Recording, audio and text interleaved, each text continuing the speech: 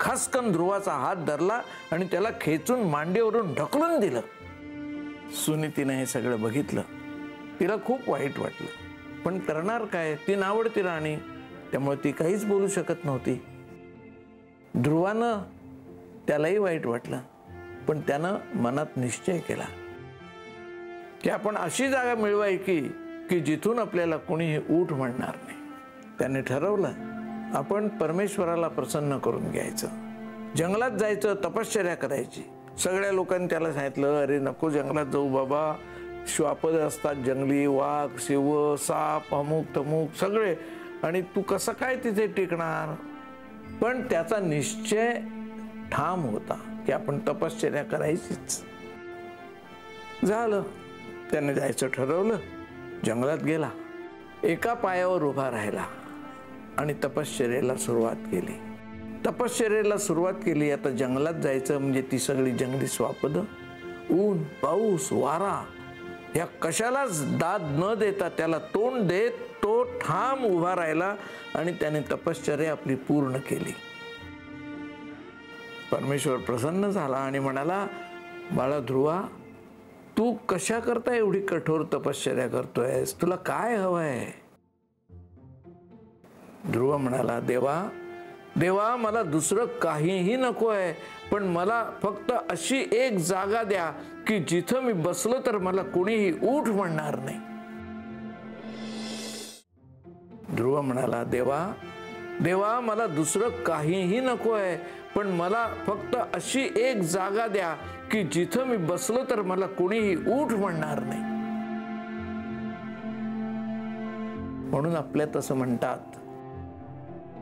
ऐसी जगह बैठो जहां से कोई ना बोले उठ, और ऐसी बात करो जो कोई ना बोले झूठ. आणि म्हणून त्याच्या निश्चयाचे बळ, तुका म्हणे त्याची फळं, त्याला मिळालं. त्याला अढळ जागा मिळाली. आकाशात पाहिलं तर इतर सगळ्या ग्रहांची स्थानं, सगळ्या ताऱ्यांची स्थानं बदललेली दिसतात, पण ध्रुव हा अढळ तारा आहे, त्याचं स्थान कधीच बदलत नाही. अशी ही ध्रुव ताऱ्याची गोष्ट आहे. खूप मस्त गोष्ट आहे. आणि तुम्ही सुद्धा ती खूप छान सांगितली. थँक्यू. पण विंदाजोबा, मला एक सांगा, आपल्या आयुष्यात जी गोष्ट किंवा व्यक्ती अढळ किंवा कायमस्वरूपी आहे, तिला आपण आपल्या आयुष्यातील ध्रुव तारा म्हणू शकतो का?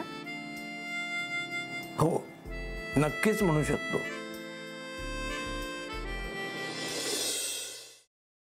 काय आडवडीक चाली, जरा थोडं धीर धरा ना. मग तुमचं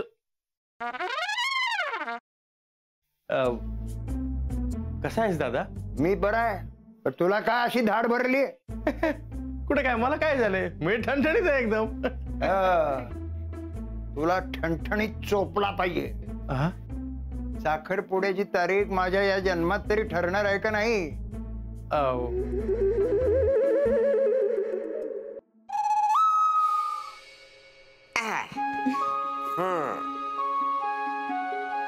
कसा वाटता? आम्हाला छानच वाटतंय, पण आम्ही साडीत कशा वाटतोय हे महत्वाचं. ऍक्च्युली आजी, बऱ्या दिसतोय ना आम्ही? बऱ्या दिसतो? अगो, नक्षत्र आणि दिसतास दोघं. खरंच? मला तर इतकं टेन्शन आलं होतं ना, म्हणजे याआधी कधी मी साडी नेसली नाहीये ना. हो ना, आता फक्त ही कॅरी करायला जमली म्हणजे मिळवलं.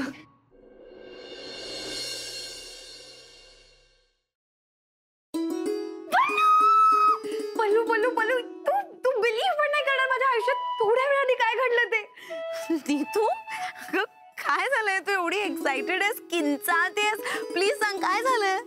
पल्लू, म्हणजे मला ना खरंच विश्वासच बसत नाही की खरंच माझ्या आयुष्यात घडतंय. कमी स्वप्नात आहे. नीतू प्लीज, अगं मला कळेल अशा भाषेत सांग प्लीज, लवकर. I am also getting excited. Please sit down.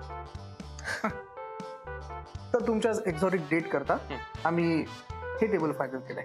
Wow, अभया, हे टेबल नको. का? हे खूप मोठं होतं यार, म्हणजे नाही.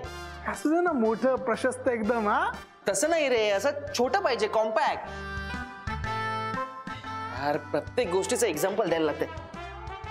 हे बघ, हा हा असा हात घेतला, केवढा लांब होतोय, केवढा लांब होतोय, ते जरा असं इथे ओके